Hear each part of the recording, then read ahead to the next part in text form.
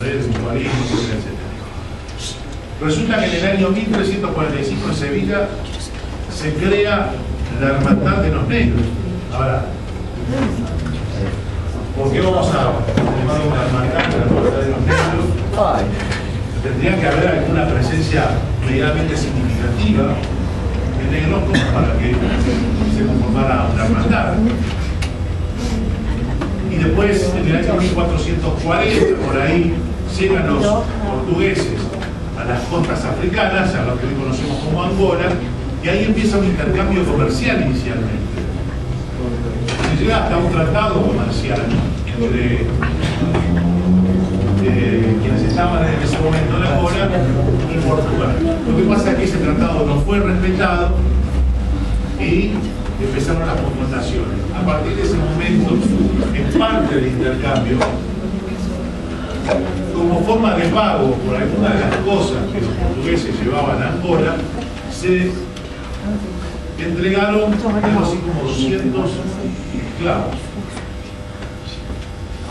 Y a partir de ahí empieza una fuerte escalada de presencia de africanos en lo que sería Portugal y España. Que inicialmente lo que tenían era un trato diferente, ¿no? Porque hacían servicio doméstico, algunos eran incluidos y desarrollaban algunas tareas que podían ser administrativas, etcétera, etcétera. El tema es que a partir de ahí esa presencia africana se da incluso hasta las primeras incursiones españolas y portuguesas en el continente americano. Algunas de las primeras expediciones que llegaron a América traían a alguno de esos africanos. Los africanos se llamaban, o le decían ladinos, ¿no? De ahí después la connotación casi peyorativa del término ladino, ¿no? Este es un ladino, ¿no? Porque precisamente tenía que ver con esa figura, ¿no? Aquella persona que de repente no estaba ni identificada con lo afro, ni identificada totalmente con la cultura que lo había adoptado o dominado, y bueno, era mirado en forma de peyorativa. Incluso aún hoy en algunos países centroamericanos hay algunos grupos étnicos que se llaman ladinos. El tema es que con la presencia del europeo en el continente americano, un poco para resumir, el indígena no estaba preparado, primero, para el tipo de trabajo que fue sometido, y segundo, para muchas de las enfermedades que traían los europeos. Es decir, no tenían inmunidad a muchas de las enfermedades que trajeron los europeos. Quiere decir que en un periodo de 10 años se estima que en el Caribe y en Centroamérica murieron algo así como 30 millones de indígenas. Quedaron casi despobladas las islas del Caribe y algunas regiones del continente americano por la alta mortandad. Y ellos eran en ese momento los que cumplían muchas de las tareas. Incluso hasta se generó un gran debate en España, porque al ser evangelizados los indígenas suponían que eran súbditos de la corona. Al ser súbditos de la corona, ¿no? Debían y no podían ser sometidos a ciertas condiciones producto de la esclavitud o la servidumbre. Hasta se generó un debate teológico en función de eso, teológico, político, etcétera, etcétera. ¿Cuál era el rol del indígena en los dominios de la corona española? La cuestión es que esa alta mortandad llevó a que se quedaran las minas y las grandes extensiones de explotación agrícola, se quedaran sin mano de obra. Entonces hubo un cura, Fray Bartolomé de las Casas, que sugirió el ingreso de africanos para cumplir el rol que hasta ahora cumplían los indígenas. A partir del año 1518 empieza la escalada de ingreso de africanos al continente americano, bajo la condición de la esclavitud. Pero, ¿ustedes qué creen? ¿Ese proceso esclavista fue asumido en forma sumisa por los africanos? No. No. ¿Ustedes piensan que hubo algún tipo de rebelión o algo así? Sí. Primero vamos a ver el número que significó ese proceso. Todavía no está claro cuántos africanos llegaron al continente americano, porque es muy difícil acceder a los registros. Se entiende que había subregistros, etcétera, etcétera. Pero tengamos una idea, la mayoría de los historiadores coinciden en que por cada africano que llegaba al continente americano, en el proceso de captura y de transporte al continente, morían entre 3 y 5. Quiere decir que por cada africano vivo que llegaba al continente americano, había entre 3 y 5 que habían muerto. ¿No? Por lo tanto, algunos historiadores hablan de 50 millones de africanos, otros hablan de 120 millones de africanos. Quiere decir que si hubieran llegado 120 millones de africanos, ¿cuántos murieron en ese proceso? De esos 120 que llegaron al continente. Sí, un poquito más. Calculemos, hagamos una cuenta simple, si cerramos en 13 días, para tener una. Pero hay otro elemento más. Hay otro elemento más. En los registros no figuraban, por ejemplo, a qué grupo étnico pertenecía. Cuando ustedes vean que, por ejemplo, en un barco venían 200 angolas, no es que eran 200 angoleños, es que partían de ese puerto. Cuando vean que venían 500 luandas, es porque partían del puerto de Luanda. Cuando vean que eran 500 minas, es porque partían del puerto de Minas. Es decir, se registraba el lugar de origen, pero no se registraba el grupo étnico al que pertenecía. Y otro de los elementos fundamentales es que para la comercialización se estableció una unidad de medida. Esa unidad de medida era la pieza de ébano. ¿Qué era una pieza de ébano? Una pieza de ébano era un africano entre 15 y 25 años que estuviera en buenas condiciones sanitarias, que no tuviera ninguna marca, que tuviera toda su dentadura. Eso era una pieza de ébano. Pero para conformar una pieza de ébano, también podía ser que fueran o 2 africanos mayores, o 2 niños y una mujer, es decir, iban sumando gente hasta conformar lo que sería la pieza de ébano. Por lo tanto, cuando en un registro dice ingresaron 200 piezas de ébano, no se puede saber cuántos seres humanos eran, ¿no? Porque esa pieza de ébano que ahí se contabilizó, no se sabe cómo estaba compuesta. Todo eso hace muy difícil que podamos determinar la magnitud del ingreso de africanos a nuestro continente. Con el tema de las rebeliones, hubieron muchísimas rebeliones, miles de rebeliones, y algunas con éxito. Cerca de la ciudad de Veracruz, por ejemplo, hubo un grupo que en el año 1609 se escapó, se fueron al monte, no los pudieron capturar, e incluso la corona española llegó a reconocerles su autonomía e independencia, ¿no? Ese proceso lo lideraba un angoleño llamado Yangá, y hoy cerca de la ciudad de Veracruz hay una localidad que se llama Yangá en homenaje a ese proceso y a ese líder. Lo mismo pasó en Ecuador, en Venezuela, en muchos países. Y ahora, para cerrar, vayamos a Uruguay. El proceso uruguayo no lo podemos ver solamente con el territorio que conocemos como Uruguay. Tenemos que verlo desde el punto de vista de un fenómeno regional. ¿Por qué? Porque Montevideo en el año 1791 fue declarado puerto único de ingreso de esclavos para el virreinato del Río de la Plata. Quiere decir que todos los africanos esclavizados que llegaban a Argentina, Paraguay, Bolivia, Perú y norte de Chile deberían de ingresar por el puerto de Montevideo y ahí se redistribuían. ¿A partir de qué año estiman ustedes que hubo presencia africana en el Río de la Plata? A ver, ¿cuándo calculan que los primeros africanos llegaron a la mano?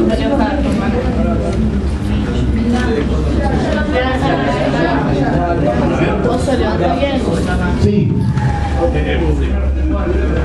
¿En qué año africana clava? ¿En qué año calculan que llegaron los primeros africanos a la región? Alrededor del siglo XVI. Siglo XVI. Muy bien.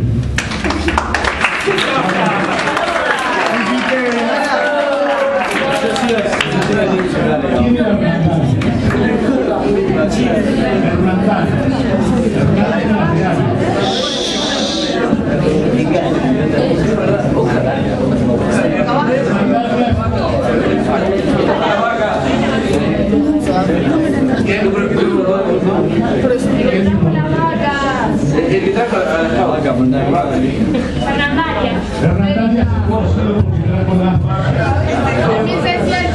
Bueno, resulta que sí. Habló Patricio. Muy bien.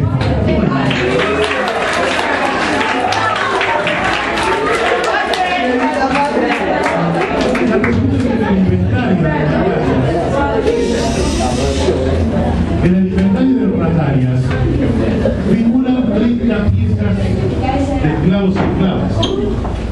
Además de las vacas. 30 piezas de esclavos y esclavas. Se llaman así piezas de ébano, piezas de cire. Una de las cosas que llevó el proceso esclavista es a cosificar al individuo.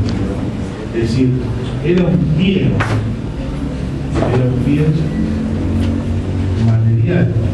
No estaba considerado como una persona o un ser humano el africano. Estaba considerado precisamente como un bien.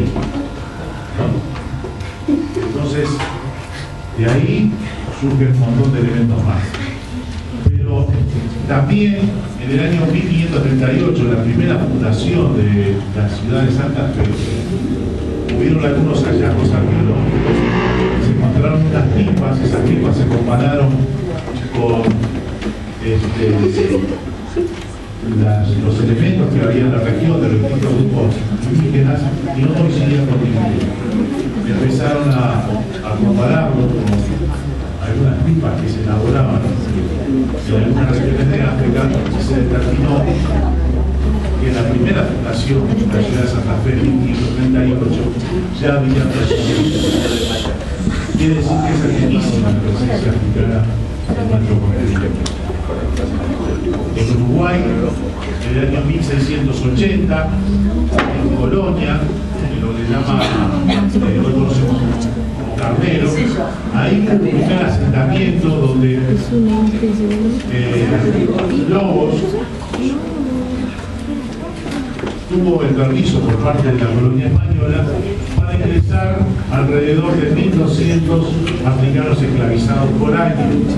Ustedes saben que la particularidad que tuvo el dominio español es que los españoles no fueron quienes traficaron directamente con el tema de la esclavización de africanos, sino que ellos concedían permisos o licencias, ¿no? Entonces autorizaban a otros comerciantes o mercaderes a ingresar un grupo de africanos por año en cada uno de sus dominios.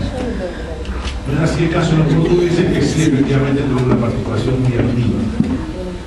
Entonces, en el caso de Lobos, en 1680, algo así, que se establece en Colonia, él tuvo ese permiso. Entonces de esos 1.200, 600 eran distribuidos en Uruguay, sur de Brasil, norte de Argentina, y otros 600 eran destinados para Buenos Aires. Y así se fue dando todo el proceso en la región.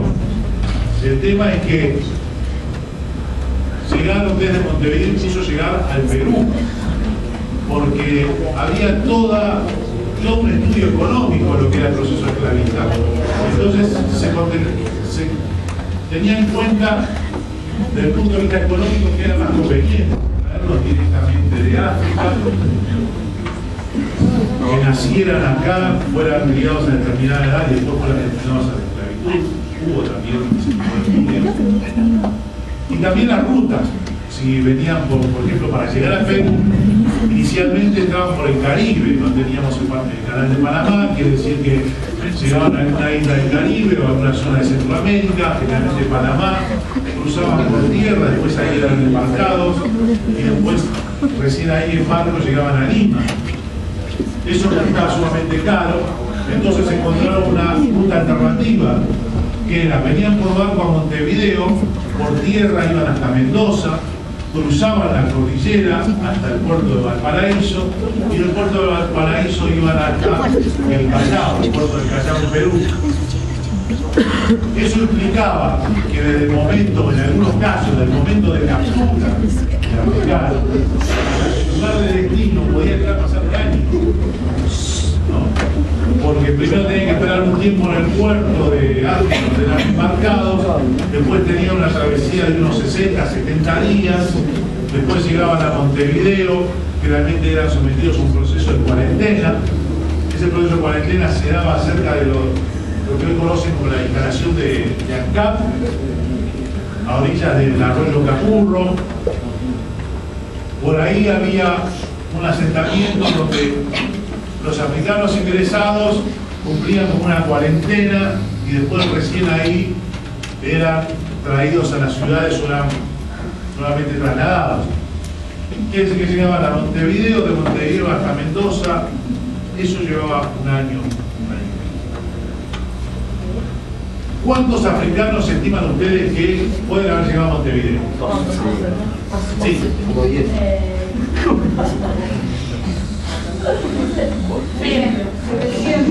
700. ¿Cómo? 1.200 por año que llegaban a Colonia, 600 iban a Buenos Aires y los otros 600 se distribuían entre el territorio, sur de Brasil, etc.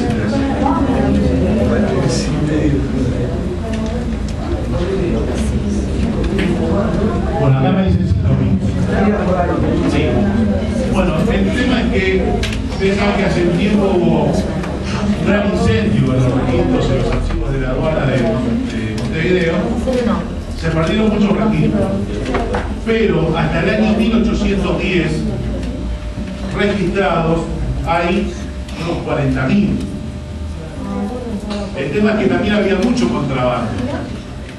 La idea del Uruguay que tenemos hoy, con los límites bien precisos, al norte del Río Negro era casi tierra de nadie, había muy poca presencia.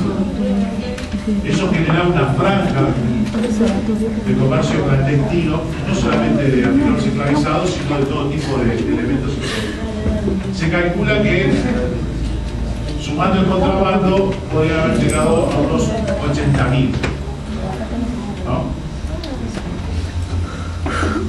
Que en el caso del Río de la Plata, fundamentalmente eran destinados a tareas domésticas, a trabajo en el campo, en el caso de los varones, el proceso de encharque, había mucha, ¿ustedes saben lo que es encharque? No. No. En aquella época, entonces para conservar la carne, y ese elemento, esa carne sanidad que era lo que permitía que se conservara por más tiempo, se llamaba charque. Entonces se utilizaba mucha mano de obra para eso, en el campo, etcétera, etcétera.